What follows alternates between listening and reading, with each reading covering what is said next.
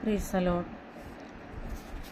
എല്ലാ സഹോദരങ്ങൾക്കും ഒരിക്കൽ കൂടി നന്ദി പറയുന്നു. ഹോശേയുടെ പ്രവചനം 8-ാം അധ്യായം 11-ാം വാക്യം വായിക്കുന്നു. എഫ്രൈം പാപപരിഹാരത്തിനായി അനേകം യാഗപീഠങ്ങളെ ഉണ്ടാക്കി.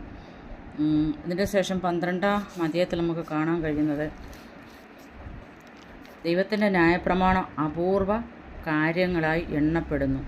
ഹോശേയുടെ കാലത്ത് വളരെ മുമ്പ് തന്നെ ദൈവം ചില ന്യായപ്രമാണം അല്ലെങ്കിൽ ചില കൽപ്പനകൾ ദൈവജനത്തിന് കൊടുത്തിരുന്നു.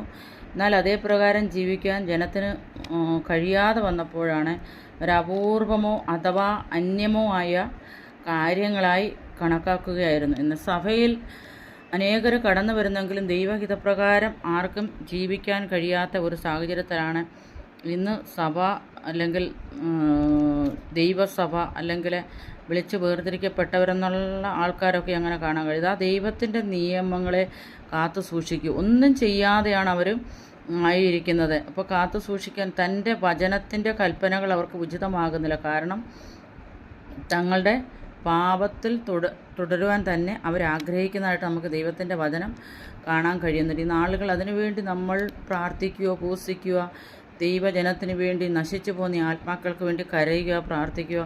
അതിനുവേണ്ടി ദൈവം നമ്മളെ ആക്കിയിരിക്കുന്ന സ്ഥാനത്ത് വിശ്വസ്തയോടെ നിൽക്കുവാൻ ദൈവമായ കർത്താവ് നമ്മളെ സഹായിക്കട്ടെ. എല്ലാവരെയും ദൈവം ധാരാളം അനുഗ്രഹിക്കട്ടെ.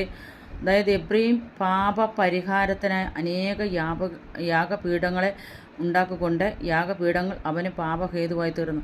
ദൈവം പറഞ്ഞ് എടുത്ത് യാഗപീഠം ഉണ്ടാക്കിയില്ല, അല്ല, ദൈവം ജനത്തെ വീണ്ടെടുക്കുന്നതിന് മുമ്പേ അനേകർ യാഗപീഠങ്ങൾ ഉണ്ടാക്കിയിരുന്നു. എന്നാൽ അതിനുശേഷമായിട്ട് ദൈവത്തിൻ്റെ കൽപ്പന കൊടുത്തപ്പോൾ ദൈവം പറഞ്ഞു, ഞാൻ പറഞ്ഞ സ്ഥലത്തല്ലാതെ യാഗപീഠം ഉണ്ടാക്കരുത്. അതൊക്കെ അനുസരിക്കാതെയാണ് എഫ്രൈം